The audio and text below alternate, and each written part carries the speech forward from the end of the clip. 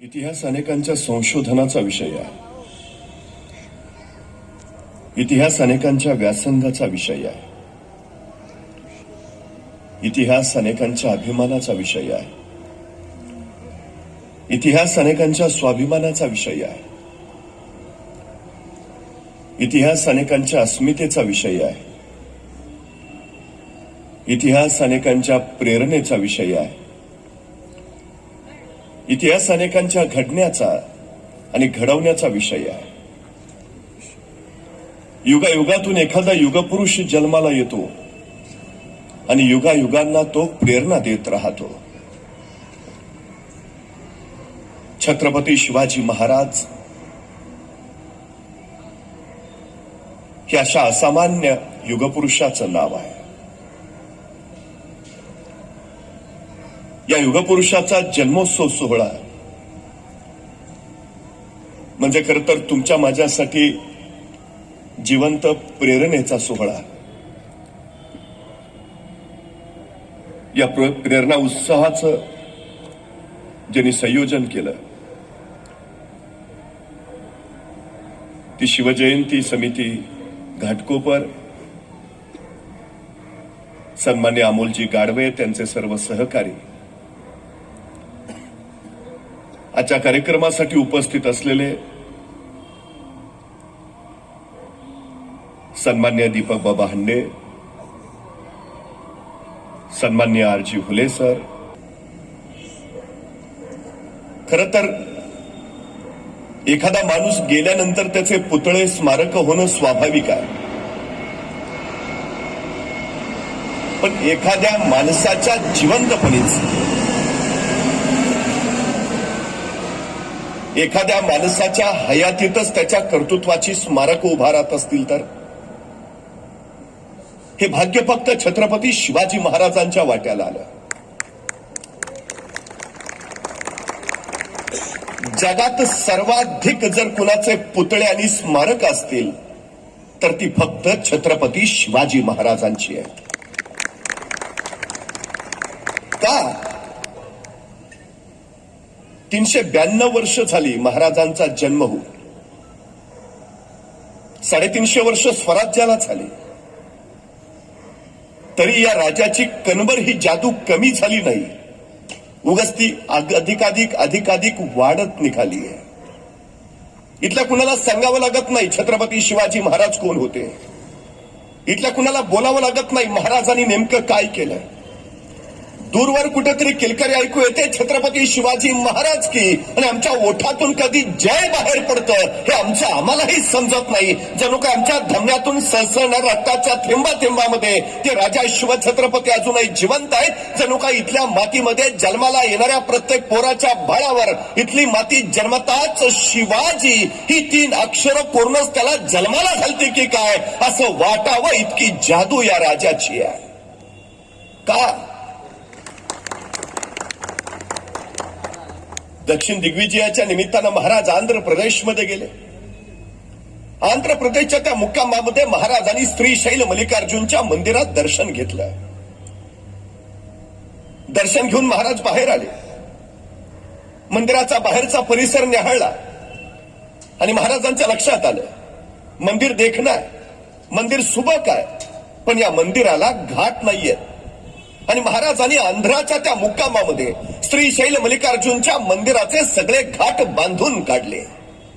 आतापर्यंत अनेक राजे महाराजे आले गेले असतील, अनेकांनी त्या मंदिरात दर्शन घेतलं असेल, अनेकांनी तो परिसर निहाळला असेल. त्या मंदिराला घाट नाहीत हे अनेकांच्या लक्षातही आलं असेल, पण त्या मंदिराला घाट बांधावेत असं वाटलं ते फक्त छत्रपती शिवाजी महाराजांना. महाराजांनी ते बांधले. खरं तर ते घाट नसते बांधले,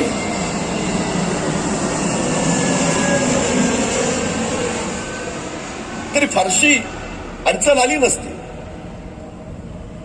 बांधायलाच हवे होते असंही काही नाही. महाराजांना सांगता आलं असतं तो भाग कुठं माझ्या मतदारसंघात येतो. आपण महाराष्ट्राचे मंदिर आंध्रमध्ये आहे, बांधायलाच हवं असं काही नाहीये. पण ही संकुचितता महाराजांच्या ठाई नव्हती. श्रीशैल मल्लिकार्जुनच्या मंदिराचे महाराजांनी घाट बांधलेच, पण एके दिवशी मंदिरातून दर्शन घेऊन महाराज बाहेर आले आणि कळसाचं दर्शन घेण्यासाठी महाराजांनी वर पाहिलं आणि महाराजांच्या लक्षात आलं मंदिराच्या छताच्या प्रत्येक कोपऱ्यावर एक देखणं गोपूर आहे, पण दक्षिणेच्या बाजूचं गोपूर मात्र बांधायचं राहिलंय. हे चौथं गोपूर अपुर आहे, ते बांधायला हवं. आणि तक्षणी महाराजांनी आंध्र प्रदेश मधले काही मजूर बोलावले, हे राहिलेलं चौथं गोपूर बांधून पूर्ण करा. किती खर्च येईल? मजुरांनी रक्कम सांगितली, महाराजांनी तत्काळ पैसे दिले, हे गोपूर बांधून पूर्ण करा. आणि महाराज पुढच्या मोहिमेला निघाले. आंध्राच्या त्या मजुरांनी महाराजांनी दिलेल्या त्या पैशाच्या बळावर श्रीशैल मल्लिकार्जुनच्या मंदिराचं ते चौथं गोपूर बांधून पूर्ण केलं. आणि ते बांधून झाल्यावर सगळे मजूर एकत्रित बसले आणि मजुरांची चर्चा सुरू झाली. ऐसा राजा होणे नाही. अरे कित्येक जण आले गेले, कित्येकांनी मंदिरात दर्शन घेतले, कित्येकांनी कळसही पाहिला, कित्येकांच्या लक्षातही आले 3 गोपूर आहेत, चौथं गोपूर बांधायचं राहिलंय, पण ते बांधावं वाटलं ते या जाणत्या राजाला. ऐसा राजा होणे नाही. अरे हा राजा सतत आपल्याला समोर दिसायला हवा, या राजाची प्रेरणा सतत आपल्याला मिळायला हवी. काय करता येईल? अनेक मजूर म्हटला, आपण असं केलं तर हे जे चौथं गोपूर बांधलंय त्या चौथ्या गोपुरात आपण महाराजांचीच मूर्ती बसवली तर उत्तम उत्तम उत्तम, आश्चर्य वाटेल. आंध्र प्रदेश मधल्या त्या मजुरांनी वर्गणी काढली आणि श्रीशैल मल्लिकार्जुनच्या मंदिराच्या त्या चौथ्या गोपुरात त्या मजुरांनी महाराजांची मूर्ती बसवली. महाराजांच्या जिवंतपणी महाराजांचं उभारलं गेलेलं हे पहिलं स्मारक आहे आंध्र प्रदेशमध्ये. महाराज दक्षिण दिग्विजय करून परत निघाले. येता येता कर्नाटकमध्ये आले. कर्नाटकात बेलवाडी नावाचं एक ठाणं आहे. सावित्रीबाई देसाई नावाच्या ठाणेदारीने तिथं राज्य करत होत्या. नवरा आदिलशाही सरदार मरण पावला होता. नवऱ्याच्या पश्चात कारभार सावित्रीबाई देसाईच बघत होत्या. आमचा सखोजी गायकवाड नावाचा सरदार, त्याला असं वाटलं की सगळं जिंकत निघालोच आहे तर हे बेलवाडीचं ठाणंही जिंकावं. सावित्रीबाई नामक कुणी बाई तर आहेत, सहज पराभव करता येईल आणि त्या बेलवाडीचं ठाणं घ्यावं म्हणून सखोजी गायकवाडने काही सैन्य घेतलं आणि त्या बेलवाडीच्या ठाण्यावर हल्ला चढवला. पण बाई मोठी चिवट आणि जिद्दीची, तिने सखोजीचा सपशेल पराभव केला. पराभवाचा सल सखोजीच्या उरात रुतला. आपला पराभव झालाय हे जर महाराजांना कळालं तर सखोजीने आणखी सैन्य गोळा केलं आणि प्रचंड ताकदीनिशी त्यांनी त्या बेलवाडीच्या ठाण्यावर पुन्हा हल्ला चढवला. यावेळी मात्र सावित्रीबाई देसाईंचा पराभव झाला. विजयाच्या उन्मादात सखोजींनी सावित्रीबाईंना कैद केलं. महाराजांच्या सामने चला. कैद झालेल्या सावित्रीबाई देसाई निघाल्या, पण जाताना थबकल्या, घरदिशी मागं वळाल्या. स्वतःचं तानं बाळ त्याने आपल्या तान्या बाळाकडे बघून महाराजांनी स्मित केलं. चिटणीसाला इशारत झाली. चिटणीस दुधाची वाटी घेऊन आला आणि आपल्या मांडीवर असलेल्या त्या तान्या बाळाला महाराजांनी चमच्यानी दूध पाजलं. आणि दूध पाजून झाल्यावर त्या तान्या बाळाकडे बघत महाराज सावित्रीबाईंना म्हणाले, हा आमच्या मांडीवर जो आहे ना तो आमचा भाचा आहे. हा आमचा भाचा आहे म्हणजे तुम्ही आमच्या बहीण झाला. मग कुठला भाऊ बहिणीला सजा सुनावतो, कुठला भाऊ बहिणीचं राज्य बळकावतो, कुठला भाऊ बहिणीला शिक्षा देतो? सखोजी यांचं राज्य यांना परत द्याच, पण आमच्या भगिनी म्हणून आमच्याकडून चोळी बांगडीसाठी यांना नवराज्य जोडून द्या. आणि हा आमच्या मांडीवरचा आमचा भाचा, त्याच्या दूध भातासाठी वतनाची व्यवस्था करा. त्या सावित्रीबाईंना आश्चर्य वाटलं. कैसा राजा? अरे मी कैदी आहे, मला सजा द्यायचं राहिलं बाजूला, माझं राज्य यांनी जिंकलंय ते घ्यायचं राहिलं बाजूला. या उलट हा राजा मला आपली बहीण मानतो, चोळी बांगडी म्हणून मला नवं राज्य जोडून देतो, माझ्या मुलाला स्वतःचा भाचा समजतो, त्याच्या दूध भाताची व्यवस्था करतो. धन्य, ऐसा राजा होणे नाही. राजांच्या या थोरपणाची ही कीर्ती चिरंतन राहिली पाहिजे. राजांचं हे थोरपण कळालं पाहिजे म्हणून सावित्रीबाईंनी या प्रसंगाची 3 दगडी शिल्प तयार करून घेतली. महाराज बसलेत, त्यांच्या मांडीवर ते तानं बाळ आहे. महाराज त्याला चमच्यानी दूध पाजतायत आणि शेजारी सावित्रीबाई उभा आहेत. अशी ती दगडी शिल्प. कधी कर्नाटकात गेलात तर धारवाड नावाचा जिल्हा आहे, त्या धारवाड जिल्ह्यात यादवाड नावाचं गाव आहे. त्या यादवाड गावात एक मारुतीचं मंदिर आहे आणि त्या मारुतीच्या मंदिरात सावित्रीबाई देसाईंनी शिवाजी महाराजांचं कोरलेलं हे दगडी शिल्प आहे. महाराजांच्या जिवंतपणी महाराजांचं उभारलं गेलेलं हे दुसरं जिवंत स्मारक आहे कर्नाटकमध्ये. महाराजांचं सगळ्यात मोठं वैशिष्ट्य, आम्ही फक्त कारण सांगत राहतो. महाराजांनी आयुष्यात कधीही कारण दिली नाहीत. मला कुणी तलवार दिली तर लढीन म्हणतो, मला कुणी तोफा दिल्या तर उडवीन म्हणतो, मला कुणी सैन्य दिलं तर लढीन म्हणतो. अजिबात नाही.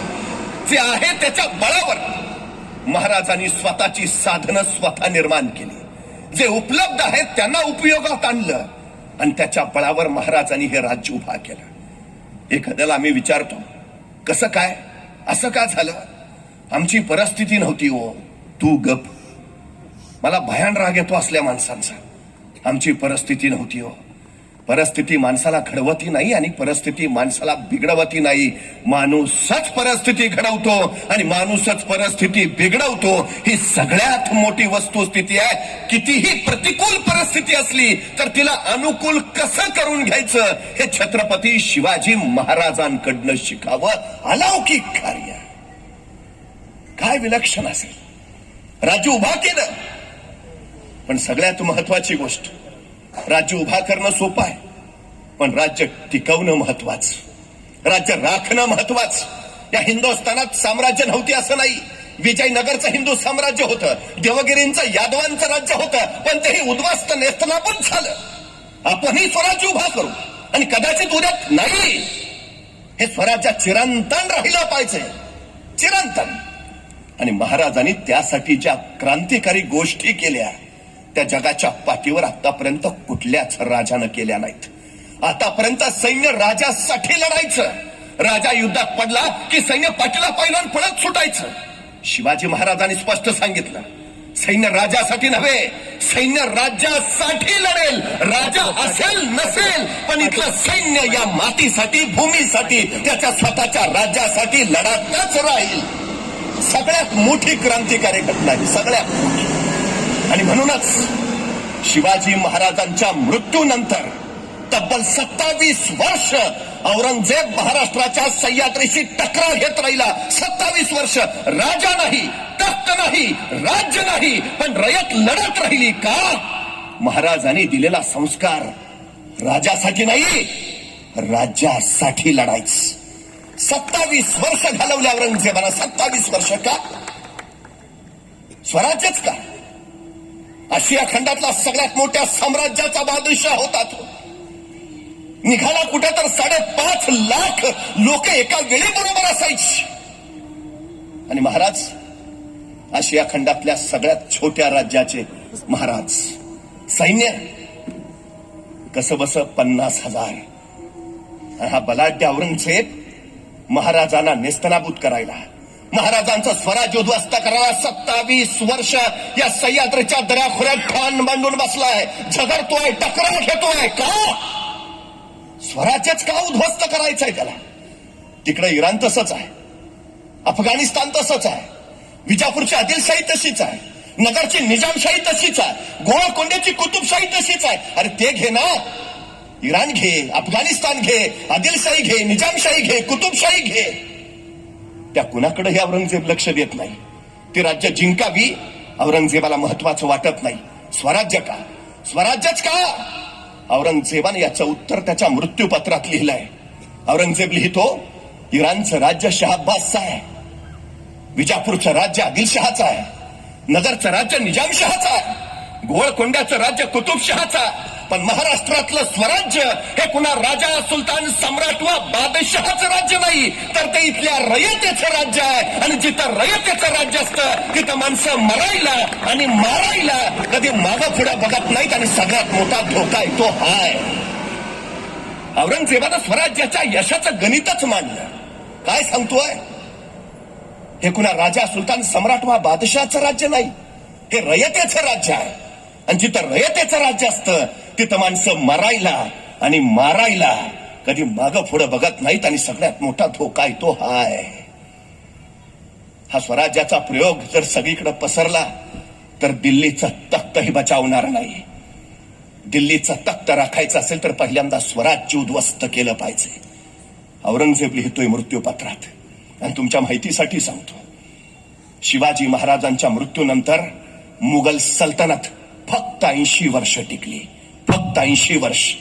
आणि सगळ्यात महत्वाचं जे मराठी साम्राज्य उद्ध्वस्त करायला औरंगजेब आला होता, त्याच मराठी साम्राज्यानं मुघल सल्तनत आपल्या तलवारीच्या टोकावर पेलून धरली. दिल्लीवर शिवाजी महाराजांच्या स्वराज्याचा भगवा तब्बल 18 वर्ष डौलानं फडकत होता. डौलानं. काय विलक्षण आहे. औरंगजेब स्वराज्य उद्ध्वस्त करतो म्हणतोय आणि तेच स्वराज्य दिल्लीची सल्तनत सुरक्षित राखतायत 18 वर्ष. महादजी शिंदे दिल्लीचे रक्षण करते म्हणून उभा राहिलेत. महाराज यशस्वी झाले स्वराज्य टिकवण्यातही आणि मुघल सल्तनत संपवण्यातही. का? महाराजांचं व्यवस्थापन अफाट. हा माणूस वर्षभरापर्यंत बघत नव्हता. 5 वर्षाचा विचार करत नव्हता. पुढच्या 10 वर्षाचा, 20 वर्षाचा नाही. शिवाजी महाराजांनी पुढच्या 1000 वर्षाचा विचार करून ठेवलाय. हे विलक्षण कर्तृत्व आहे महाराजांचं सगळ्यात मोठं. महाराजांनी झोकलं. स्वराज्य उभा करतोय, पण इथं असणारी साम्राज्य उद्ध्वस्त झाली. कुणी केली? हे शत्रू कुठून आले? स्वराज्याला धोका कुणाचा?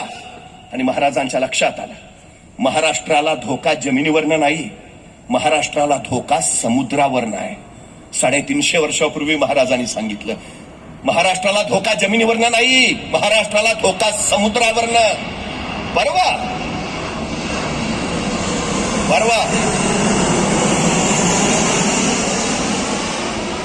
मुंबईवर 26/11चा दहशतवादी हल्ला झाला आणि मग आम्हाला कळालं महाराज सांगत होते ते खरं होतं. महाराष्ट्राला धोका समुद्रावरनं आहे. 350 वर्षापूर्वी सांगून ठेवलं. मग याच्यावर उपाय काय केला महाराजांनी 350 वर्षापूर्वी? हिंदुस्थानात सम्राट चंद्रगुप्तानंतर स्वतःचा आरमार उभा करणारा पहिला राजा म्हणून आम्हाला शिवाजी महाराजांचंच नाव घ्यावं लागतं. या उपर कुणीही हा विचार केला नव्हता. कुणीही आरमार उभारलंच नव्हतं. हा पहिला प्रयत्न आहे. पहिला. कधी भारतीय नौदलात गेला तर नौदलाच्या प्रवेशद्वारावरच लिहिलंय, भारतीय आरमाराचे जनक छत्रपती शिवाजी महाराज.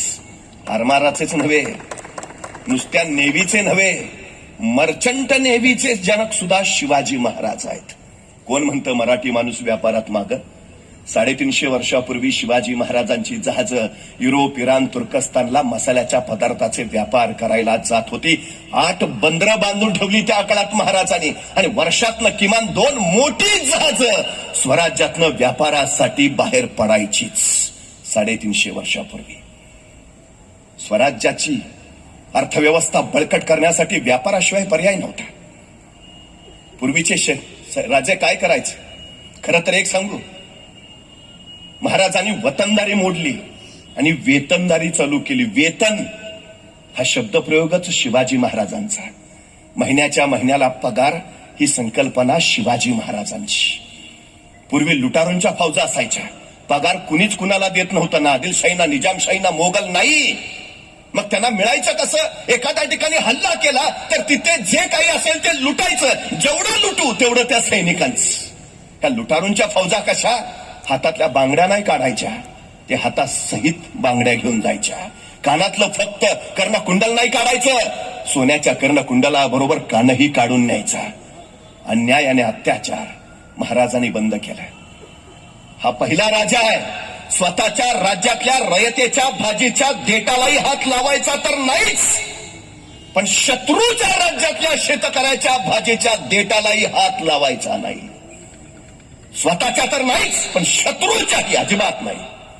स्पष्ट सैनिकांना आदेश आहेत, शत्रूच्या प्रदेशात जाल, शेतकऱ्यांना कोणताही त्रास होता उपयोगाचा नाही. कुठल्याही बाई माणसाला चुकूनही धक्का लागता कामा नये. मंदिरं, मस्जिद आणि चर्च, कुठल्याही धर्मस्थळाला आपला कुठलाही सैनिक हात लावणार नाही. शत्रूच्या राज्यात कसं वागावं याचे धडे शिवाजी महाराजांनी आपल्या सैनिकांना दिलेत. का शिवाजी महाराजांना जाणता राजा म्हणावं? 400 वर्ष झाली का कीर्ती दिगंत आहे राजाची. इंग्रज पोर्तुगीज डच व्यापारानिमित्त आले आणि राज्यकर्ते झाले. हा पहिला धोका शिवाजी महाराजांनी ओळखला. हे इंग्रज साधे साहुकार नव्हे ती. भूमिस्थळाची यांना माया फार. घेतले स्थळ सोडतील ना हे आत्ताच उखडले पाहिजेत. केवढी दूरदृष्टी आहे. या इंग्रजांना उखडावं म्हणून महाराजांनी खांदेरीला किल्ला बांधला. जंजिराच्या सिद्धीला उखडावं म्हणून तिथं पद्मदुर्ग बांधला. समुद्रात स्वतःची हुकूमत तयार केली महाराजांनी. काय विलक्षण कार्य आहे. 350 वर्ष केवढा पुढचा विचार करतायत राज. कॅप्टन हेनरी थॉर्क गर्दन मारली या इंग्रज सागरी योद्ध्याची. 4 सागरी योद्धे खुलेआम मारले दर्यात. इंग्रजांचा आरमार शिवाजी महाराजांच्या आरमारा पुढे अगदी कुचकामी ठरला. हा हेनरी थॉर्क लिहून ठेवतो, जर समुद्रात शिवाजी महाराजांशी लढून आपल्याला विजय संपादन करायचा असेल तर शिवाजी महाराजांनी ज्या पद्धतीची जहाजं बनवलीत तशी जहाजं आपल्याला निर्माण करावी लागतील. इंग्रज लिहित आहेत, समुद्रावर सत्ता कुणाची? देश आमचा आहे, समुद्र आमचा आहे, पण या समुद्रात प्रवास करायचा झाला तर पोर्तुगीजांचं परवानगी पत्र लागायचं. आमचं जहाज न्यायचं झालं तर पोर्तुगीजांचा परवाना लागायचा. आमची परवानगी शिवाय जाऊच नाही शकत समुद्रात. मोडीत काढलं 350 वर्षापूर्वी शिवाजी महाराजांनी. स्वतःचं आरमार उभारलं. लुई व्हेनेगस आणि फर्नांडो व्हेनेगस या पोर्तुगीज आरमारी तंत्रज्ञांना बोलावलं. आरमार तयार करा, मार्गदर्शन करा. रातोरात एके दिवशी पळून गेले. पोर्तुगीजांचा त्यांना निरोप आला, काय करताय? शिवाजी महाराजांचा आरमार उभारताय? पोर्तुगीजांच्या पायावर कुऱ्हाड मारताय. रातोरात गायब झाले. नाही, ते निघून गेले. आता आरमार कसं उभा करावा? सोडून द्यावा विचार? नाही, महाराजांनी आपली माणसं उभा केली. कोकणातले कोळी, भंडारी, आगरी आणि मुस्लिम लोकांना सोबत घेतलं आणि शिवाजी महाराजांनी या स्थानिक माणसांच्या बळावर स्वतःचा आरमार उभा केला. 20 जहाजं निर्माण केली महाराजांनी पहिल्यांदा. कुठं? उद्यमशीलता. स्वराज्याला उद्योगात पुढे नेणारा राजा पहिला. काय केलं महाराजांनी? जहाजं इंग्रजांकडनं घ्यावी लागायची, तोफा पोर्तुगीजांकडनं घ्याव्या लागायच्या, दारुगोळा डचांकडनं घ्याव्या लागायचा. ते विकत देतही होते. पण महाराजांनी विचार केला, इंग्रज आज जहाजं देतील, पोर्तुगीज आज तोफा देतील, डच आत्ता दारुगोळा देतील, पण उद्या कदाचित हे देणं त्यांनी बंदच केलं तर. आणि महाराजांच्या लक्षात आलं, जी माणसं दुसऱ्याच्या खांद्यावर उभा असतात ती केव्हाही ढासळतात. जी माणसं स्वतःच्या पायावर उभा असतात त्यांना कोसळण्याचा धोका नसतो. स्वराज्य स्वतःच्या पायावर उभा राहिलं पाहिजे. आणि महाराजांनी रत्नागिरी जिल्ह्यातल्या विजयदुर्गला जहाज बांधायचा कारखाना काढला. मुंबई जवळच्या कल्याणला आरमाराची गोदी काढली. तोफा ओतायचे कारखाने महाराष्ट्रात सुरू झाले. स्वराज्यासाठी लागणारा दारुगोळा स्वराज्यातच तयार होऊ लागला. स्वराज्य स्वयंपूर्ण बनवलं महाराजांनी. उद्यमशीलता, सृजनशीलता, निर्मिती क्षमता यामध्ये महाराजांनी क्रमांक 1 ला नेऊन ठेवला महाराष्ट्र. 20 जहाजं बनवली, तयार केली या कारखान्यात. ही जहाजं दर्यात उतरायची, पण या दर्यात एखाद्या अवजड तोफ त्या जहाजात ठेवली तर त्या तोफेच्या ओझ्यानं जहाज डचमळायची. सबब तोफेचा नेम चुकायचा. तोफेचा गोळा पुढे सुटला, दाब मागा पडला की जहाज पाण्यात बुडायचं. महाराजांनी हे काहीतरी विचार केला. काहीतरी बदललं पाहिजे, नव्या पद्धतीचं जहाज बनवलं पाहिजे. आणि विचार करून महाराज कल्याणच्या कारखान्यात आले. आपल्या सगळ्या कामगारांना गोळा केलं. मी सांगतो तसं जहाज तयार करा, मी सांगतो तसं. आणि महाराजांनी सांगितलं असं आणि तसं कामगारांनी जहाज तयार केलं. तत्कालीन काळात पाण्यावर अत्यंत जलद गतीनं पळणारं, किती ओझं ठेवलं तरी पाण्यात न बुडणारं, तोफेचा गोळा पुढे सुटला, दाब मागा पडला तरी पाण्यात न डचमळणारं असं विलक्षण जहाज महाराजांनी निर्माण केलं. ज्या इंग्रजांकडनं जहाजं विकत घ्यावी लागायची त्या इंग्रजांनी महाराजांना पत्र पाठवलं, तुम्ही तयार केलेलं जहाज आम्हाला विकत देता का? महाराजांनी त्या जहाजाचं नाव ठेवलं संगमिरी तथा संगमेश्वरी जहाज. ही महाराजांची निर्मिती आहे. 350 वर्षापूर्वी केवढा अद्भुत आणि अलौकिक गुण दिला महाराजांनी आम्हाला. स्वतःची निर्मिती करा. ज्या महाराजांची जहाजं इंग्रज विकत मागतायत, दुर्दैवानं नौदलाचे जनक म्हणून महाराजांचा उल्लेख आम्ही करतो, पण त्याच नौदलाला आज विमान वाहून नौका मात्र बाकीच्या देशांकडनंच विकत घ्याव्या लागतात. महाराजांनी तयार केली शस्त्रास्त्र परकीय विकत मागतायत, पण आमच्या देशाला राफेल मात्र फ्रान्सकडनंच विकत घ्यावी लागतायत. जर शिवाजी महाराजांच्या पावलावर पाऊल टाकून चाललो असतो ना, तर हिंदुस्थान कधीच महासत्ता झाला असता. कधीच. हे केवढं विलक्षण निर्माण करून ठेवलं महाराजांनी. केवढं. या राजाची जिज्ञासा किती आहे माहितीये? अफाट.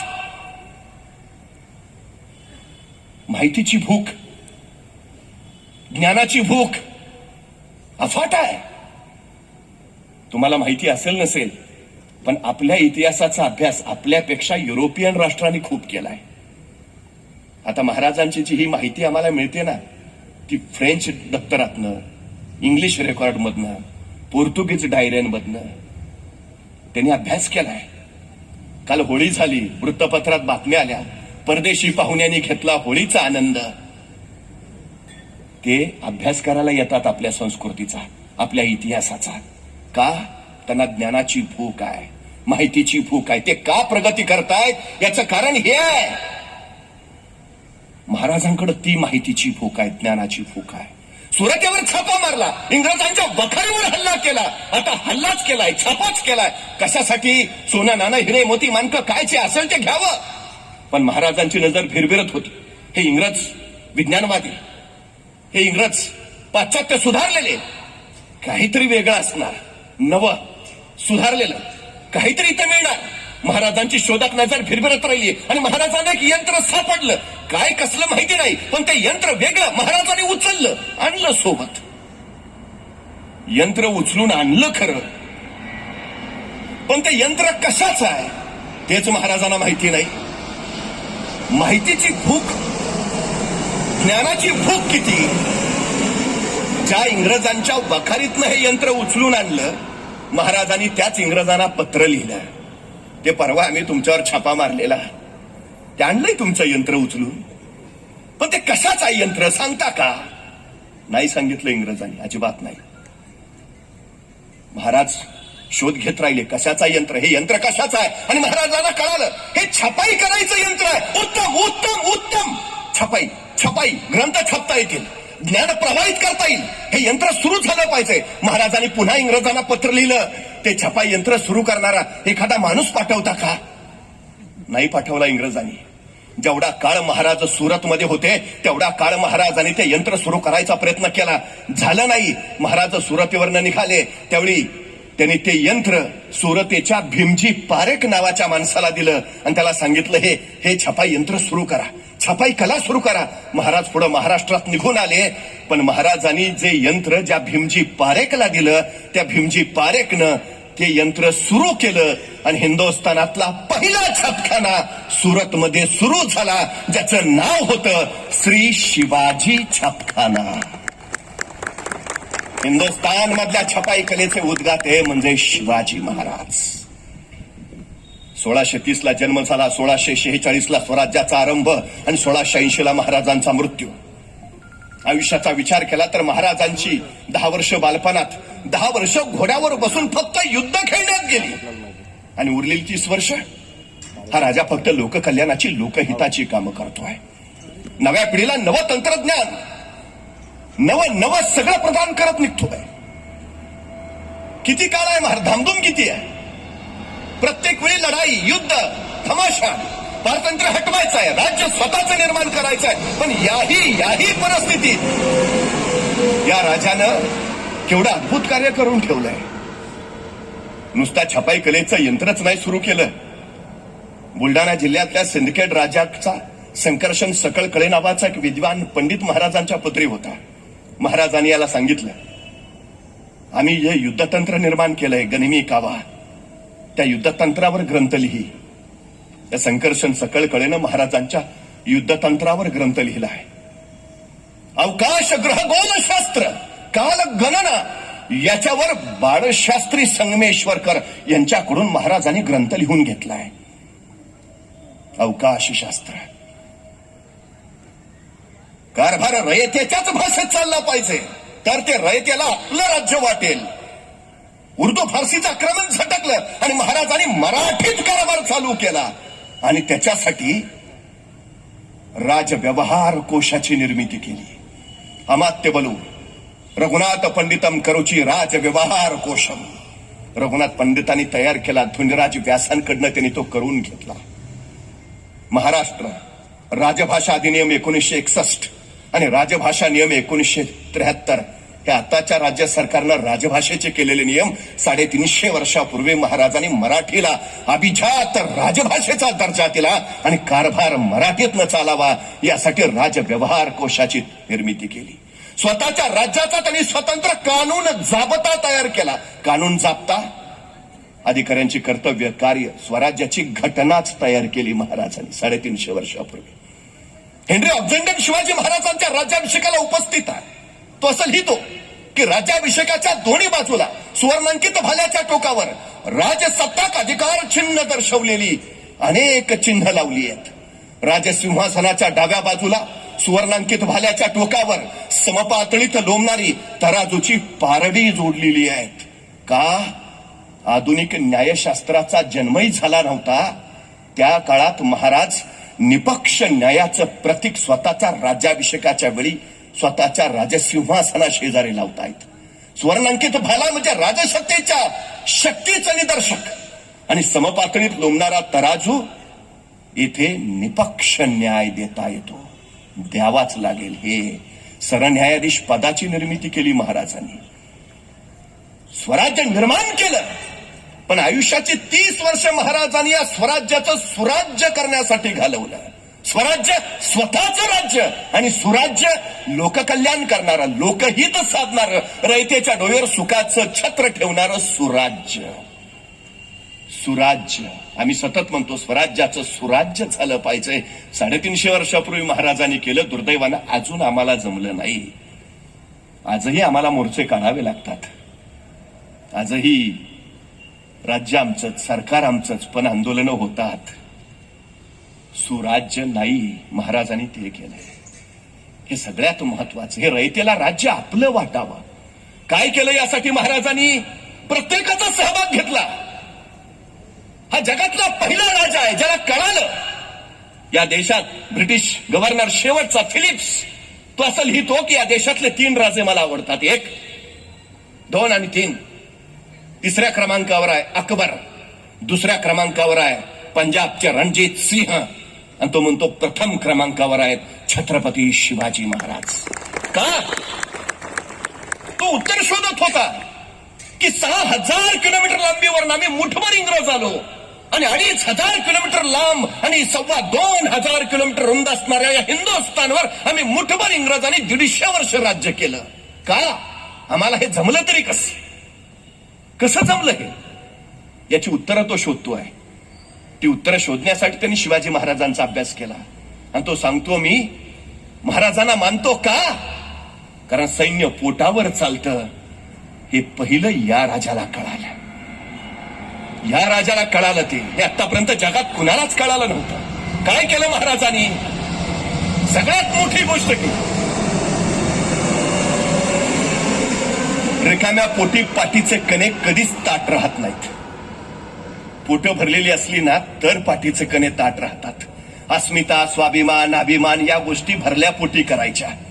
रिकाम्या पोटी माणसाला फक्त भूक सतावत राहते आणि भूकच कशी भागवता येईल याचा तो सतत विचार करत राहतो. मातीसाठी, भूमीसाठी, राष्ट्रासाठी लढणारी पिढी जर तयार करायची असेल तर पहिल्यांदा ही पोटं भरली पाहिजेत, मग यांचे कणे ताट होतील. त्या ताट कण्यात अस्मिता, स्वाभिमान जागृत करता येईल. महाराजांनी स्वराज्याचा वचननामा ठरवला. काय? स्वतःला छत्रपती व्हायचं म्हणून हा सगळा टास नव्हता.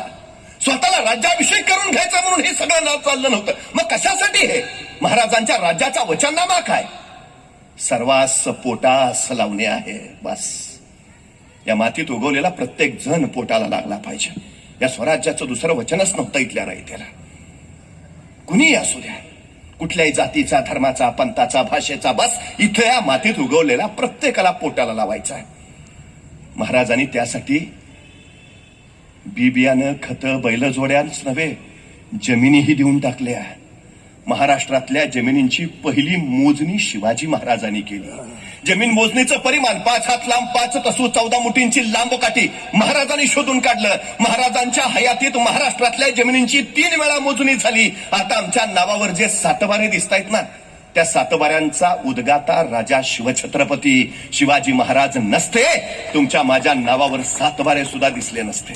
महाराजांनी इथल्या रयतेला जमिनी दिल्या, लागवडीखाली आणा, शेती करा, सुभेदारांना सक्त आज्ञा दिल्या, गावोगावी जा, दौरे करा, शेतकऱ्यांच्या अडचणी समजून घ्या, कोणास बिब्या नसेल द्या, खत नसतील द्या, बैला जोडी नसेल द्या, जैसे होईल तैसे शेतकरी सुखी होईल ऐसे पहा. सुलतानी कोसळलीच आहे हो, पण आसमानी एवढी कोसळली, दुष्काळ इतका भयानक पडलाय की भुकेपोटी माणसाची नजर मेल्या जनावराच्या प्रेतावर पडू लागली आणि जगण्यासाठी बापाची नजर पोराच्या मांसावर जाऊ लागली. इतकी भयान अवस्था, पण इतकी भयान अवस्था असताना सुद्धा छत्रपती शिवाजी महाराजांच्या काळात महाराष्ट्रातल्या एकाही शेतकऱ्यानं आत्महत्या केली नाही. हे शिवशाहीचं यश आम्हाला मानावंच लागेल. महाराजांनी मातीत मरणारी नव्हे, मातीसाठी मरणारी माणसं तयार केली. हे महाराजांचं अलौकिक कर्तृत्व आहे. एकही नाही आत्महत्या करणारा दिसणार तुम, चुकून नाही. बेभान संकट कोसळतायत नव्हे, ती परीक्षा घ्यायलाच येत आहेत, पण अजिबात अशी एकही घटना नाही. काय केलंय महाराजांनी? विश्वास दिला इथल्या रयतेला. हे तुमचं राज्य आहे, तुमच्यासाठी आहे. माणसं आत्महत्या कधी करतात माहिती आहे? या जगात आपल्याला समजून घेणार आता कुणी उरलं नाही. ही भावना ज्यावेळी प्रबळ होते ना, त्यावेळी तो असं पाऊल उचलतो. महाराजांनी विश्वास दिला, मी तुझ्या पाठीशी आहे, हे स्वराज्य तुझ्या पाठीशी आहे. गरजच काय? माणसं मरायला तयार झाली हो. घोडखिंडीमध्ये 500 लोकांबरोबर शिवाजी महाराज पन्हाळ्यावरनं निसटलेत आणि मसाईच्या पठारावर 21 तास रात्रीचा पावसाळ्याच्या रात्रीत प्रवास करून आलेत. आणि त्याचवेळी 3000 घोडदळ सहित सिद्धी-जव्हारचं सैन्य पाठलाग करताय. आता यांच्या हाती सापडणं म्हणजे मृत्यूच. बाजीप्रभू विचार काय करतायत माहितीये? राजे, निमे सैन्य घेऊन आपण पुढे निघा. निम्या सैन्यानिशी आम्ही सिद्धी-जव्हारच्या फौजेला इथं भिडतो. साहेब कारही आम्ही मरितो. आमच्या मुलालेकरांसाठी महाराज साहेब समर्थ. काय बाजीप्रभू सांगतायत? सगळ्यांनी लोक मरायला का? लाख मेले तरी चालतील, लाखाचा पोशिंदा राहिला पाहिजे. राजे, तुम्ही पुढे निघा, निम्मे तरी पुढे जाऊन जीव वाचवा. आम्ही निम्मी लोक. स्वामी कारी मरितो, स्पष्ट सांगून देतोय. मरतो आम्ही, काळजी करू नका. तुमची स्वराज्याला गरज आहे. लाख मेले तरी चालतील, तुम्ही वाचला पाहिजे. राजे निघा. आणि मरितो का? काळजी नाही, पोराबाळांची तर अजिबात नाही का? माझ्या कुटुंबाची काळजी घ्यायला, माझ्या पोराबाळांची काळजी घ्यायला माझे महाराज समर्थ आहेत. काय विश्वास आहे? आणि तुमच्या माहितीसाठी बाजीप्रभू घोडखिंडीमध्ये ती खिंड पावन करून स्वराज्याला समर्पित झाले. महाराजांना हे बलिदान, हे समर्पण अलौकिक. आणि महाराज बाजीप्रभूंच्या गावी, सिंध गाव त्यांचं, तिथं गेले. बाजीप्रभूंच्या कुटुंबियांशी बोलले. बाजीप्रभूंना 8 मुलं. या 8ही मुलांना महाराजांनी स्वराज्याच्या सेवेत घेतले. अनुकंपा तत्वावर नोकरी. ही आताची नाही, 350 वर्षापूर्वी महाराजांनी सुरू केली आहे. सेवेत घेतली 8ही मुलं. तर ठीक आहे, ज्यांना मुलं आहेत त्यांना सेवेत घेता येईल. ज्यांची मुलं छोटी आहेत, रायगडावर महाराजांनी बाल परवेशी गृह उभारलंय. लढाईमध्ये स्वराज्याचे जे सैनिक खर्ची पडतील त्यांच्या मुलांच्या पूर्ण शिक्षणाची व्यवस्था स्वराज्य बघेल. योग्य वयात येईपर्यंत त्यांचा सांभाळ स्वराज्य करेल. 350 वर्षापूर्वी. आणि त्याच्याही पेक्षा जर एखाद्या सैनिकाच्या पत्नीला, म्हणजे त्यांना मुलंच नसतील, फक्त विधवा पत्नी असेल तर महाराजांनी तिच्यासाठी फॅमिली पेन्शन चालू केली आहे 350 वर्षापूर्वी. बर ती फॅमिली पेन्शन किती द्यायची आहे? तर तो सैनिक लढाईत ज्यावेळी शेवटचा मारला गेला त्यावेळी त्याचा शेवटचा पगार किती होता? त्याचा निम्मा पगार त्याच्या बायकोला पेन्शन म्हणून दिला जायचा. सिस्टीम्स तयार केल्यात महाराजांनी, व्यवस्था बनवल्यात. मी उद्या असेल नसेल पण माझ्या स्वराज्याची ही व्यवस्था कायम राहिली पाहिजे. अडीशेरी नावाची योजना चालू केली आहे. संकट काळामध्ये प्रत्येक कुटुंबाला 2.5 शेर स्वराज्याच्या वतीनं धान्य दिलं जायचं. 350 वर्ष हा राजा किती विचार, का माणसं मरायला तयार झाली? काय बघा ना, महाराजांनी स्वराज्य उभा केलं पण स्वराज्याचं नाव त्यांनी शिवराज्य नाही ठेवलं. ठेवलं असतं तर अभिमानच वाटला असता आम्हाला, शिवराज्य. पण नाही, महाराजांनी राज्याचं नाव काय ठेवलं? स्वराज्य. स्व माझं, या मातीत उगवलेल्या कुणीही या राज्याच्या नावाचा उच्चार करावा. स्वराज्य, माझं राज्य. अरे मग माझं आहे ना, मलाच लढलं पाहिजे, मलाच लढलं पाहिजे, मलाच झुंजलं पाहिजे आणि मलाच मेलं पाहिजे. ही उर्मी इथल्या प्रत्येकात रुजली, भरली, फुलली आणि मग इथली माणसं मातीसाठी लढायला तयार झाली. विलक्षण काळ आहे हो, शिवकाळ. जगण्यासाठी स्पर्धा नाही, इथं मरण्यासाठी स्पर्धा आहे. महाराज एखादी मोहीम काढायचे आणि तानाजी म्हणायचा, राज ह्यो डावा आपला, आपण जातो राज. तसा यसाजी म्हणायचा, ताना ही मोहीम आपली आहे, आपण जाणार राज, आपण लढणार. तसा बाजे म्हणायचा, यसाजी कापासून नंबर लावून बसलोय का सर, माग ही मोहीम आपली, आपण जाणार, आपण लढणार, आपण मरणार राज. जगाच्या पाठीवरचा पहिला काळ आहे. माणसं जगण्यासाठी नाही मरण्यासाठी स्पर्धा करतायत. काय घडवलं असेल? अलौकिक आहे हे कर्तृत्वच. अनेक राजांनी गिरिदुर्ग बांधले, अनेक राजांनी जलदुर्ग उभारले, पण माझ्या राजानं नरदुर्ग तयार केले. तानाजी, बाजी, येसाजी, कोंडाजी, कडतोजी, कुणी प्रत्येकाचं आयुष्य सांगेल कसं जगावं आणि कसं मरावं. नॅशनल कॅरेक्टर्स तयार केलीत महाराजांनी, राष्ट्रीय चारित्र्य घडवलंय. छत्रपती शिवाजी महाराज म्हणजे कडकडीत निष्ठेची माणसं तयार करणारं चालतं बोलतं विश्वविद्यापीठ. असंख्य माणसं या विद्यापीठातनं घडून निघाली. सर्वसामान्य हो, रानात काम करणारी, गुरामाग हिंडणारी अशी पोरं महाराजांनी स्वराज्याच्या कार्य लावली, अजरामर झाली. आजही तानाजीचं शौर्य बघितलं की आमची छाती गर्वानं फुलून येते. मरणाला समर्पित होणारा शिवा काशी डोळ्यापुढे उभा राहिला की पराळ गडागत आमची छाती दाटून येते. हत्तीशी झुंज खेळणारा तो येसाजी, आमचं कौतुक करायला आमचे राजे समर्थ आहेत. गोवळकोंड्याच्या कुतुबशाला सांगतोय, तुमच्या कौतुकाची गरज नाही. केवढी कडकडीत निष्ठा, ही कशी कशी घडवली माणसं महाराजांनी, विलक्षण आणि अफाट. महाराजांचं सगळ्यात मोठं मोठं कर्तव्य आहे. 350 वर्षापूर्वी हे सगळं महाराजांनी उभा केलंय. 35 वर्षाचं स्वराज्याचं आयुष्य आहे, 50 वर्षाचं महाराजांचं. पण या 50 वर्षात एकही घटना अशी नाही, एकही प्रसंग असा नाही की ज्याचं महाराजांनी नियोजन केलं नाही. तुम्ही काम किती करता याला महत्व नाही, तुम्ही काम कसं करता हेही महत्वाचं नाही, तुम्ही तुमच्या कामाचं नियोजन कसं करता हे सगळ्यात आणि सगळ्यात महत्वाचं आहे. आईन्स्टाईन काय सांगतो माहितीये? आईन्स्टाईन असा सांगतो की मला जर 1 तासाचं काम करायला सांगितलं तर त्या 1 तासाच्या कामासाठी मी 50 मिनिटं ते काम कसं करायचं याच्या नियोजनात घालवीन आणि 50 मिनिटाच्या नियोजनाच्या बळावर ते तासाभराचं काम मी फक्त 10 मिनिटात उरकेन. का महाराजांनी 35 वर्षात स्वराज्य उभा केलं? उत्तम व्यवस्थापन आणि उत्तम नियोजन. भान राखून योजना आखाव्यात आणि बेभान होऊन त्या अंमलात आणाव्यात, हे महाराजांचं सगळ्यात मोठं वैशिष्ट्य आहे. सगळ्यात हे साधं नाही. 50 वर्षात एकही घटना नाही, एकही प्रसंग नाही की ज्याचं महाराजांनी नियोजन केलं नाही. ते जाऊ द्या, आईच्या गर्भात असतानाच ज्याच्या आयुष्याचं नियोजन ठरलंय असा जर कोणी महापुरुष या सृष्टीत जन्माला आला असेल तर छत्रपती शिवाजी महाराजांशिवाय दुसरं नाव नाही. जन्माला येण्याआधीच ठरलंय का जन्माला यायचं आहे, जन्माला येण्याआधीच ठरलंय जन्माला येऊन काय करायचं आहे. जन्माच्या अगोदरच नियोजनाला आरंभ झालाय. आणि अभ्यास ॲबे करे नावाचा एक फ्रेंच राजापूरच्या आपल्या फ्रेंचाच्या वखारीत निघाला होता. तो चौलला उतरला आणि जमिनीवरनं त्याला प्रवास करायचा होता म्हणून तो शिवाजी महाराजांच्या कार्यालयात परवाना घ्यायला गेला. आणि त्या शिवाजी महाराजांच्या कार्यालयात तिथल्या अधिकाऱ्याशी तो बोलत राहिला.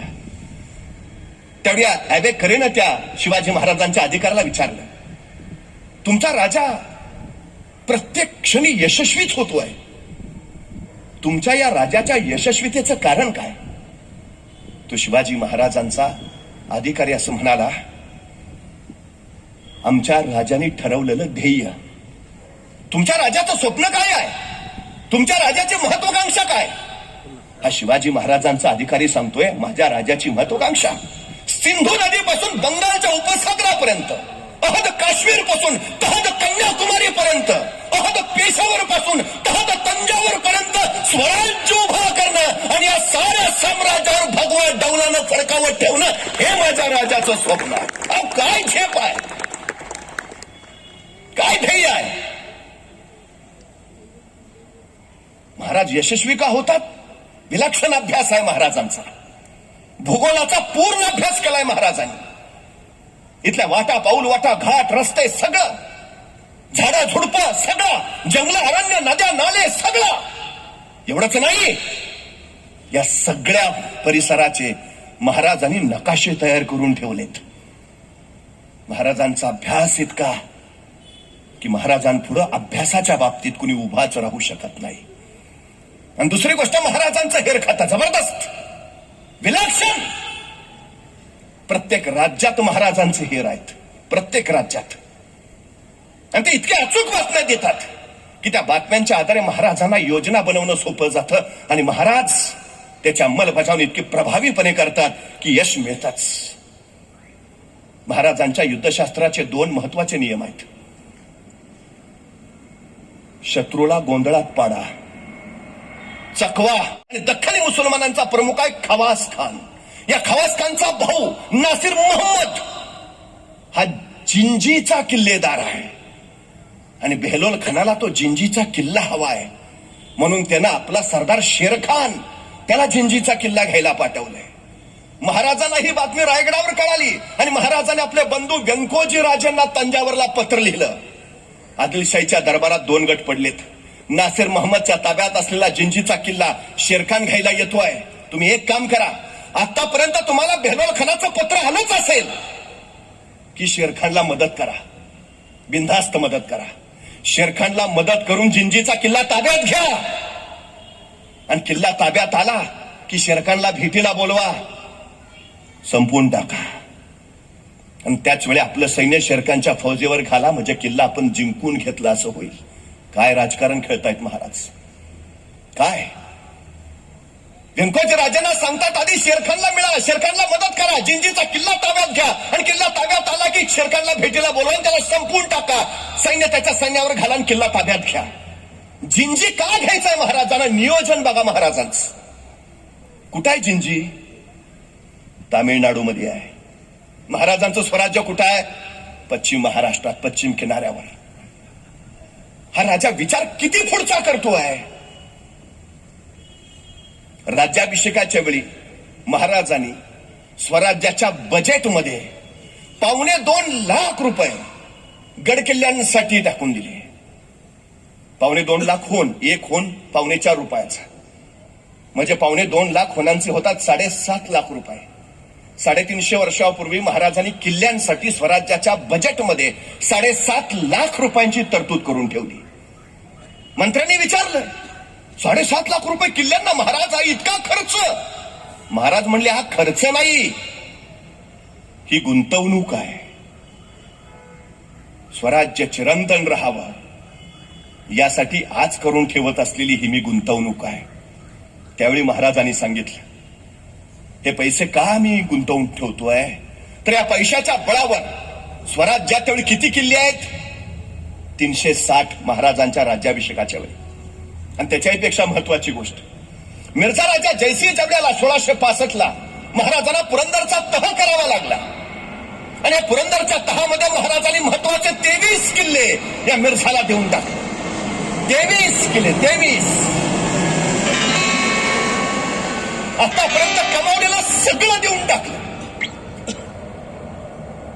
अनेकांनी रक्त सांडलेलं, अनेकांनी आयुष्याचं समर्पण दिलेलं, अनेक मावळ्यांनी आपल्या आयुष्य कुर्बान करून टाकलेली, तेव्हा हे स्वराज्य उभा राहिलेलं. पण रयतेची खुलेआम चाललेली कत्तल बघून महाराजांनी 2 पावलं मागं घेतली, तह केला. कमावलेलं सगळं स्वराज्य त्या मिर्झाच्या पत्रात टाकलं. 23 किल्ले. आता महाराजांकडे किती उरले होते? फक्त 16 किल्ले, फक्त 16. सगळं देऊन टाकलं. त्याच्यानंतर महाराज कैदेत गेले आग्र्याला. 1.5 वर्ष तिथं अडकून पडले. 66-67 महाराज परत आले. किल्ले किती होते? फक्त 16 हाताशी, छोटे छोटे किल्ले. आणि अवघ्या 9 वर्षात महाराजांनी स्वतःचा राज्याभिषेक करून घेतला. 6 जून 1674. स्वराज्यात किल्ले किती होते? 360. म्हणजे 9 वर्षात महाराजांनी किती किल्ले कमावले? 344. लोक या 2 वर्षाच्या कोरोनाच्या काळात होता नव्हतं तेवढं सगळं संपलं. काही खरं नाही. आता माणसं निराश, नाराज, खचली, पिचली, सगळं काय संपून टाकलं कोरोनानं. अरे महाराजांची अवस्था काय? कमावलेलं सगळं द्यावं लागलं. नाराज नाही झाले, निराश नाही झाले, पुन्हा अधिक ताकदीनं उभा राहिले. अवघ्या 9 वर्षात महाराजांनी 360 किल्ले स्वराज्यात दाखल करून घेतले. संपत नाही कधीच काही. महाराजांच्या यशाचं रहस्य सांगू. महाराज कधीच बेसावत नव्हते. 2:30 वाजता कोतळा बाहेर काढला. 3 वाजता रणावरात लपलेलं मराठी सैन्य खणाच्या सैन्यात तुटून पडलं. लंगडतोड चालू झाली. खणाचं सैन्य पाटला पाहिलं, पळत सुटलं. त्यांच्या तोफा तिथं, छाती तिथं, घोडे तिथं, सगळे शस्त्र अस्त्र सगळं तिथं. मराठ्यांनी टिपलं, जवळ जाऊन ताब्यात घेतलं. स्वराज्याची बलाढ्य कमाई झाली. आत्मविश्वास किती आहे महाराजांचा? माणसं यशस्वी कशाच्या बळावर होतात? आत्मविश्वासाच्या. हा आत्मविश्वास कसा येतो? स्वतःवरच्या विश्वासातून. तो कसा निर्माण होतो? स्वतःचं सामर्थ्य, क्षमता, कौशल्य माहिती असल्या की मग स्वतःवर विश्वास निर्माण होतो. सामर्थ्य, क्षमता, कौशल्य कसं कळतात? स्वतःची ओळख पटल्यावर. स्वतःची ओळख कधी पटते? स्वतःचा अभ्यास केल्यावर.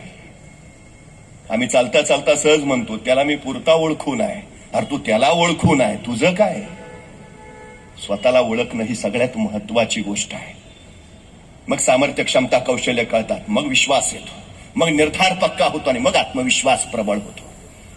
महाराजांनी ते केलं. हो, खणाला मारणारच आहे. महाराज कधीच असं नाही म्हटले. बघतो प्रयत्न करून, बघू आता काय होईल ते. होईल काय नशिबात असेल ते. असली वाक्य अजिबात नाहीत. स्पष्टता किती आहे? हो, मी खणाला मारणारच. मारलं.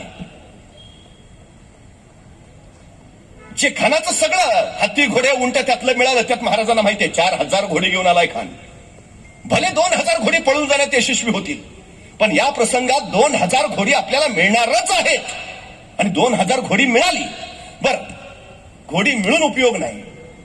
ते घोडी चालवणारे प्रशिक्षित घोडेस्वार सुद्धा हवेत. नाहीतर घोड्यांचा उपयोग काय? एखाद्याला विचारावं, गाडी असते ना घरी, घरी नाही चालवता येत नाही ना, उपयोग आहे काय? गाडी असेल तर ती चालवता यायला हवी तर उपयोग. घोडी 2000 मिळाली, चालवणारे प्रशिक्षित घोडेस्वार हवेत तर उपयोग. नियोजन बघा महाराजांचं. 10 नोव्हेंबर 1659 या दिवसाच्या बरोबर 6 महिने अगोदर महाराजांनी आपल्या 2000 लोकांना घोडेस्वारीचं शिक्षण देऊन प्रशिक्षित करून ठेवलंय. आणि त्यांना 6 महिने अगोदर सांगितलंय, 6 महिन्यानंतर 10 नोव्हेंबरला सायंकाळी 4 वाजता तुम्हाला घोडी मिळणार आहेत. बुकिंग झालेलं आहे.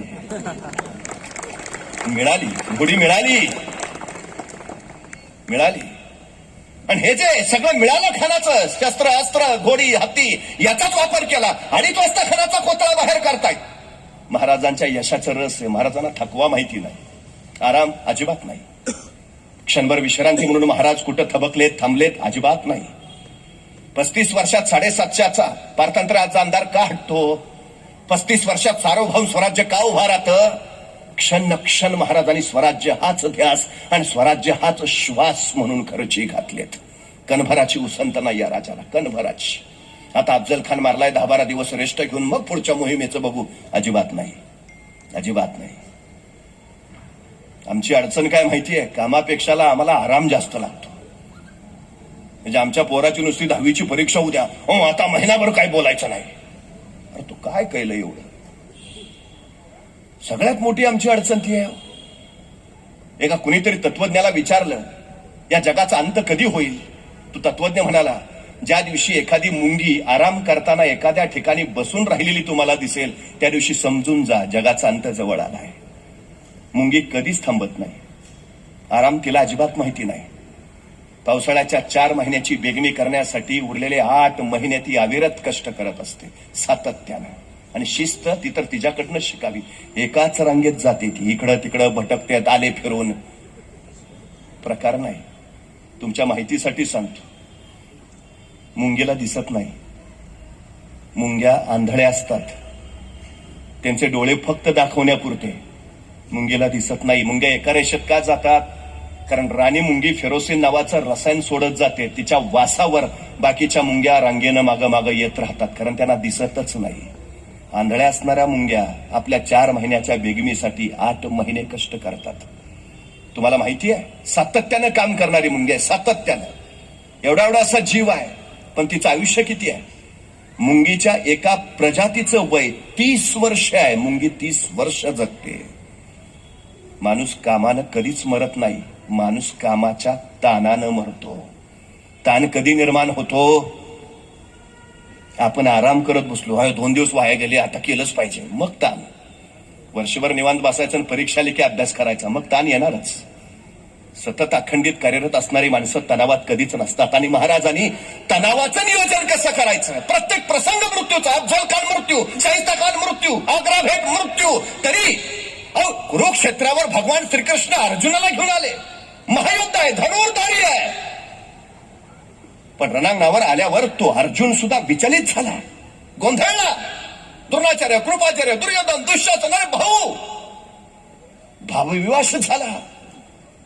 भगवान श्रीकृष्णांना म्हणाला, मी नाही लढू शकत. महायोद्धा असणारा अर्जुन सुद्धा विचलित झालाय. पण 50 वर्षाच्या आपल्या कारकिर्दीत प्रत्येक क्षण मृत्यूच असताना शिवाजी महाराज मात्र कुठेही विचलित. पण महाराजांनी तिथे जाऊन जिंजीला वेढा टाकला. आता जिंजीचा किल्ला काही साधा नाही, 3 डोंगरांचा मिळून किल्ला आहे. त्या प्रत्येक डोंगरावर एक किल्ला आहे. कृष्णगिरी, चंद्रगिरी आणि रायगिरी. तटबंदी विलक्षण. अफाट उंचीवर असलेल्या किल्ल्यावर खंदक असणं हे पहिलं घडलंय जिंजीला. बळकट विलक्षण. महाराज गेले, 40,000 फौज घेऊन गेले. किल्ला बघितला महाराजांनी. महाराजांच्या लक्षात आलं, किल्ला घ्यायचा तर किमान 2.5-3 महिने जाणार. महाराजांनी काय केलं? 2.5-3 महिने 40,000 फौजेचा खर्च करायचा. वेळ 2.5-3 महिन्याचा जाणार. टाइम मॅनेजमेंट आणि इकॉनॉमिक मॅनेजमेंट, अर्थाची व्यवस्था. पैसा घालवायचा, वेळ घालवायचा. महाराजांनी दुसरा डाव रचला.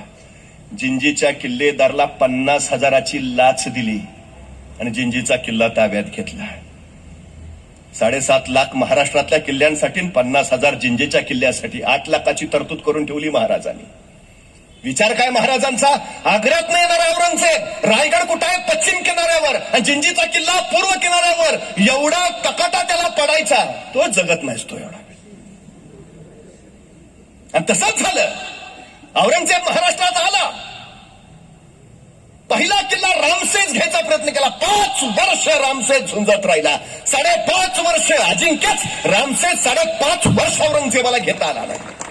महाराज तर म्हणलेली 1 वर्ष 1 किल्ला लढावा. रामसेज 5.5 वर्ष लढला. संभाजी महाराजांचा मृत्यू झाला. जुल्फिकार खानाचा रायगडाला वेढा पडला. महाराजांची दूरदृष्टी इथं कामाला आली. जिंजीचा किल्ला घेऊन ठेवला होता महाराजांनी. याचसाठी राजाराम महाराज रायगडावरनं निसटले आणि ते जिंजीला जाऊन थांबले. 9 वर्ष, 1689 ते 1698 राजाराम महाराज जिंजीला 9 वर्ष होते. महाराजांनी दूरदृष्टीनं जिंजीचा किल्ला घेतला म्हणून राजा वाचला, तख्त वाचलं आणि राज्यही वाचलं. ही केवढी दूरदृष्टी आहे. आणि त्याच्याही पेक्षा मोगलांचा प्रत्येक बादशाचा स्वतःचा खजिना असायचा. औरंगजेबाचा खजिना, जहांगीरचा खजिना, प्रत्येकाच. स्वराज उद्ध्वस्त करायला जेव्हा औरंगजेब महाराष्ट्रात आला तेव्हा येताना आग्र्याच्या किल्ल्याला कुलूप लावून आला आणि स्वतःचा खजिना घेऊन आला, महाराष्ट्रात आला. पण राजा शिवाय तब्बल 14 वर्ष इथली प्रजा त्याच्याशी लढत राहिली, झुंजत राहिली. शिवाजी महाराजांनी दिलेल्या महामंत्रावर सैन्य राजासाठी नव्हे राज्यासाठी लढतंय, राजा नसताना. आणि मराठ्यांशी लढण्यात औरंगजेबानं स्वतःचा सगळा खजिना संपवला. मग त्यानं शहाजहानचा खजिना मागवून घेतला, तोही सगळा संपला. मग त्यानं जहांगीरचा खजिना मागवून घेतला, तोही संपला. मग त्याने अकबराचा खजिना मागवून घेतला, तोही सगळा संपला. औरंगजेबाची मनुष्यहानी फार नाही झाली, पण औरंगजेबाचा पिढ्यानपिढ्यांचा खजिना मात्र संपून गेला. मुघल सल्तनत अस्ताला का गेली? 360 किल्ले घेण्यासाठी औरंगजेबाचा पिढ्यानपिढ्यांचा खजिना संपला. राज्य टिकवण्यासाठी, सल्तनत टिकवण्यासाठी मोगलांकडे करत पैसाच राहिला नाही. म्हणून शिवाजी महाराजांच्या मृत्यूनंतर 80 वर्षात मुघल सल्तनत संपून गेली नव्हे, त्याच मुघल सल्तनतीचे शिलेदार म्हणून महाजी शिंदे दिल्लीवर भगवा फडकवत राहिली 18 वर्ष. काय किती विलक्षण नियोजन आहे! काळाचा किती पुढचा विचार करतो हा राजा. केवढं आम्ही कधीतरी हा विचार करायला हवा की दूरदृष्टी, माणसांना दृष्टी असते, दूरदृष्टी असणारी माणसं इतिहास घडवतात. हा केवढा व्यापक विचार आहे 350 वर्षापूर्वी महाराजांनी आम्हाला दिलेला. प्रचंड रणधुमाळी आहे, प्रचंड लढाई आहेत. अफजल खानाचा कोतळा बाहेर काढायला महाराजांना फक्त 2 मिनिटं लागली. पण या 2 मिनिटाच्या यशस्वीतेसाठी महाराजांनी तब्बल 1 वर्ष नियोजन केलं होतं, तब्बल 1 वर्ष. 9 मे 1660 शाहिस्ता खान पुण्यात आलाय. महाराज कुठे आहेत त्यावेळी? ते पन्हाळ्याच्या कैदेत अडकलेत. 65,000 सिद्धीचा वेढा त्यांच्या भोवती पडलाय आणि 1.25 लाखाची फौज घेऊन त्याच वेळी शाहिस्ता खान पुण्यात आलाय. म्हणजे महाराष्ट्राच्या उरावर एकाच वेळी किती फौज आहे? सिद्धी जव्हरची 65,000 आणि शाहिस्ता खानाची 1.25 लाख, 1,25,000. म्हणजे 1,90,000 साधारण सैन्य महाराष्ट्राच्या उरावर आहे आणि राजा कैदेत.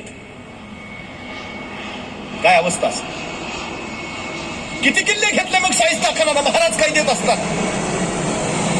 सिद्धी जव्हरला विजय मिळाला महाराज कैदेत असताना? नाही. महाराज कैदेत आहेत, शाहिस्ता खान पुण्यात आलाय. पुणे परिसरातल्या शेतकऱ्यांनी काय केलं माहिती आहे? स्वतःच्या रानातली उभी पिकं जाळून टाकली, स्वतःच्या शेतातल्या गवताच्या गंजी आगी लावून पेटवल्या. का? दुश्मनाच्या घोड्यांना चारा मिळता कामा नये आणि दुश्मनाच्या सैन्याला धान्य मिळता कामा नये. सांगितलं नव्हतं कुणी. महानगरपालिकेनं नोटीस काढली नव्हती, मास्क लगाना जरूरी है, अपने हात सॅनिटाईज करते रहे. नाही, सांगितलं नाही. स्वतःच्या गंजी पेटवा, शत्रूला सहाय्य होईल असं कुठलंही कृत्य करू नका, अजिबात सांगितलं नाही कुणी. हे रयतेने स्वतःहून केलं. का? माझं राज्य आहे, माझं राज्य आहे. अहो, एका शेताच्या बांधावर एक 13-14 वर्षाचं पोरगं उभा आहे. एक अनोळखी घोडेस्वार त्याला येताना दिसला आणि हे पोरगं सावध झालं, सजग झालं आणि बघता बघता त्या घोडेस्वारापुढे जाऊन उभा राहिलं आणि कडाडलं. कोण? कुठून आला? तो घोडेस्वार म्हणला, चल हट रे, खबरदार जर टाच मारून याल पुढे चिंधड्या उडवीन राई राई एवढ्या. काय जिगर आहे? 13-14 वर्षाच्या पोराच्या उरात उर्मी आहे. माझं राज्य आहे, जबाबदारी माझ्यावर आहे. माझा राजा कैदेत असला म्हणून काय झालं? मी इथं आहे, खबरदार टाच मारून पुढे नाही यायचं. काय महाराजांचं कार्य आहे? औरंगजेबाच्या कैदेत आहेत महाराज. औरंगजेबाचा ठार मारायचा बेत आहे आणि औरंगजेबानं महाराष्ट्रात असताना मिर्झा राजा जयसिंगाला पत्र लिहिलंय, माझ्या कैदेत असणाऱ्या शिवाजी राजांना ठार मारू का? मिर्झा राजा जयसिंहानं औरंगजेबाला उत्तर पाठवलं, तुमच्या कैदेत असणाऱ्या शिवाजी महाराजांना ठार मारून काही उपयोग होणार नाही, कारण त्या शिवाजी राजानं त्याच्यासारखे हजारो शिवाजी इथं तयार करून ठेवलेत. एक शिवाजी राजा मेला म्हणून महाराष्ट्राला फारसा फरक पडणार नाही. काय लिहितोय मिर्झा? अहो, एका शिवाजी राजांना मारून काही फरक पडणार नाही महाराष्ट्राला, कारण या राजानं इथं हजारो शिवाजी राजे उभा केलेत. काय कर्तृत्व आहे माझ्या राजाचं, किती विलक्षण. 3 वर्ष होता शाहिस्ताखानी, तर 3 वर्ष पुणे, सुपे, बारामती, इंदापूर एवढा भाग जर वगळला, काही नाही घेतलं हो त्यांनी, काही हाताला नाही लागलं. आणि त्याच्यापेक्षा महत्वाची गोष्ट सांगू, शिवाजी महाराज कैदेत असताना आदिलशाह रांगण्याचा किल्ला घ्यायला आला. 60 वर्षाच्या मासाहेब जिजाऊ घोड्यावर मान टाकून बसल्या आणि रांगण्यावर चाल करून गेल्या आणि आदिलशाहीकडनं जिजाऊनी रांगण्याचा किल्ला जिंकून घेतलाय. स्वराज्यात ते मनगटच नाही, बांगड्या सुद्धा झुंजल्यात, लढल्यात. अनेक मातांनी या मातीसाठी आपले पुत्र खर्ची घातले. शिवाकाशीच्या आईचं सांत्वन करायला गेलेले महाराज तिला सावरताना सांगतायत, एकुलता एक पोर गेल्याचं दुःख काय असतं ते आम्हाला माहिती आहे. आई शोकावर आणि ताडकती माऊली कडाडली. कोण म्हटलं राजा माझा लोक गेला म्हणून मी रडतीये? कोण म्हटलं माझा शिवा मेला म्हणून मी रडतीये? राजा माझा लोक गेला म्हणून नाही, त्या देवानं मला एकच लोक का दिला म्हणून रडतीये म्या. अरे आणखी 4 लेख दिला असतं तर आता तुझ्या संगती स्वराज्य काही नसतं धाडलं. माझा लोक गेला म्हणून नाही, त्या देवानं मला एकच लोक का दिला म्हणून रडतीये म्या. एवढं ऐकलं आणि शिवाकाशीची बायको फुडाली. आत्याबाई असं का म्हणता, तुम्हाला एकच लोक, मग म्या कोण आत्याबाई? राजा माझं धनी नसत्यावर राहिलं, पण माझ्या धन्याच्या जागी म्या लढीन राज. आणि ताडकन उठले राजे. धन्य धन्य ज्या माझ्या स्वराज्यात तुमच्यासारख्या माता भगिनी, त्या माझ्या स्वराज्याला शूरवीरांची कधी कमीच नाही पडणार. काय काय पेरलंय या राजांनी, किती विलक्षण. एक आई सांगते एक पोर गेला दुःख नाही, दुःख याचा की त्या देवाने मला एकच लोक का दिला, आणखी 4 का नाही. धनी गेला आपल्या स्वराज्यासाठी कुर्बान झालाय. बायकोच्या डोळ्यात आसवं येत नाहीत, अंगार येतोय. ती विचारते माझा धनी नसेल राहिला, पण माझ्या धन्याच्या जागी मी लढीन राजे, मी लढीन. हे समर्पण जेव्हा येतं ना, तेव्हा राष्ट्र उभा राहत. ब्रिटिश गव्हर्नर फिलिप सांगतो, हा राजा मला आवडतो याचं कारण या राजाला सैनिकाला पोट असतं हे कळालं. हा राजा मला आवडतो याचं कारण या राजानं या देशामध्ये राष्ट्रवाद खऱ्या अर्थानं जिवंत केला. हा खंडप्राय देश आहे, वेगवेगळ्या राज्यांचा. या खंडप्राय देशाला अखंड करायची राष्ट्रीयत्वाची भावना पहिल्यांदा या राजानं या हिंदुस्थानात निर्माण केली. काय विलक्षण आहे, केवढं अफाट काम केलं. स्वातंत्र्य चळवळीमध्ये नेताजी सुभाषचंद्र बोसांना इंग्रजांनी कैदेत टाकलं आणि नजर कैदेत असणाऱ्या नेताजी सुभाषचंद्र बोसांच्या हातात काही पुस्तकं पडली. त्याच पुस्तकात एक पुस्तक होतं शिवचरित्राच. नजर कैदेत असणाऱ्या नेताजींनी शिवचरित्र वाचायला सुरुवात केली आणि त्या शिवचरित्राच्या पुस्तकात त्यांना प्रकरण मिळालं, आग्र्याहून सुटका. वेषांतर केलेले शिवाजी महाराज आग्र्यातनं कसे सुटले हे नेताजींना कळालं आणि आपण इंग्रजांच्या नजर कैदेतनं कसं निसटावं याचंही मार्गदर्शन नेताजी सुभाषचंद्र बोसांना शिवचरित्रातनं झालं. नेताजी इंग्रजांच्या हातावर तुरी देऊन निसटले. आझाद हिंद फौजेची त्यांनी स्थापना केली. हिंदुस्थानला स्वतंत्र करायचं असेल तर सहकार्य कुणाचं तरी घ्यायला हवं. शत्रूचा शत्रू तो आपला मित्र. जर्मनी इंग्लंडची शत्रू, ती जर्मनी आपला मित्र होऊ शकते. आणि जर्मनीचं सहकार्य मिळवण्यासाठी नेताजी सुभाषचंद्र बोस हिटलरच्या भेटीसाठी जर्मनीला गेले. नेताजी हिटलरच्या भेटीला गेले, पोहोचले. त्यावेळी हिटलर एक पुस्तक वाचित बसला होता. नेताजी आल्याचं पाहिलं. हिटलरने हातातलं पुस्तक बाजूला ठेवलं, नेताजींचं स्वागत केलं. स्वागत झाल्यावर हिटलरने विचारलं, बोला नेताजी, काय काम काढलं? आणि नेताजी म्हणाले, तुमचा आमचा शत्रू एक इंग्रज, आमचं पारतंत्र्य हटवण्यासाठी मी तुमची जर्मनीची मदत मागायला आलोय. एवढं ऐकलं आणि हिटलरनी मगाशी बाजूला ठेवलेलं पुस्तक परत हातात घेतलं. तो नेताजींना म्हणाला, नेताजी मी काय वाचतोय माहिती आहे?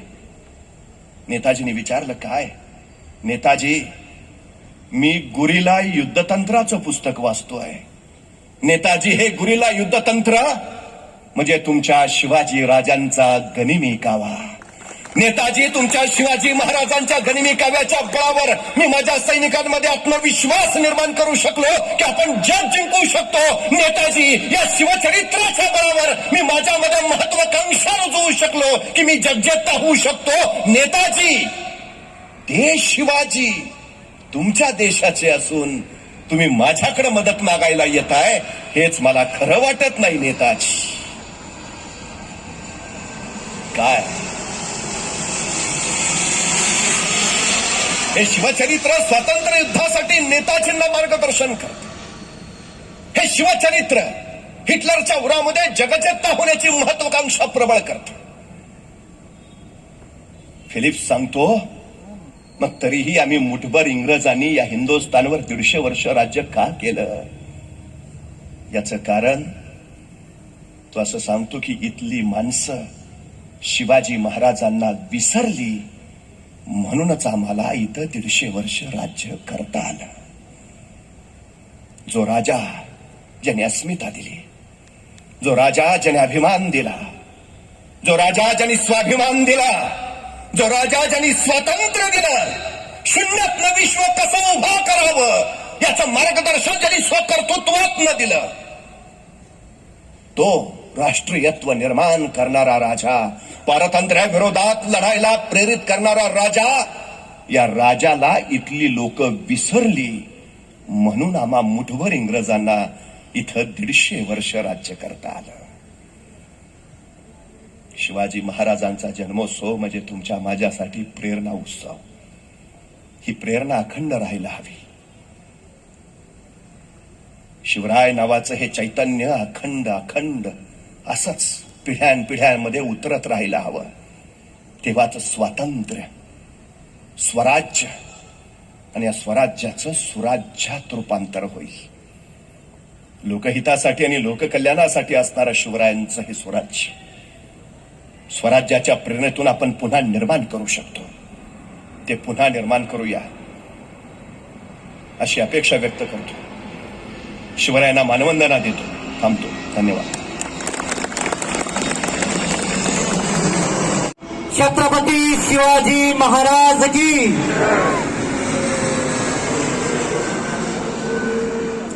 सर्व मान्यवरांना विनंती आहे,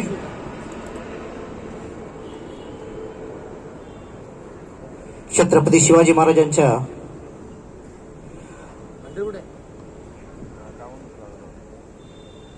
पुतळ्याला आता आपण मानवंदना करत आहोत.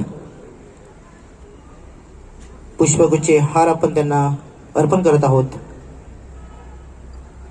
शिवजयंती उत्सव समिती घाटकोपर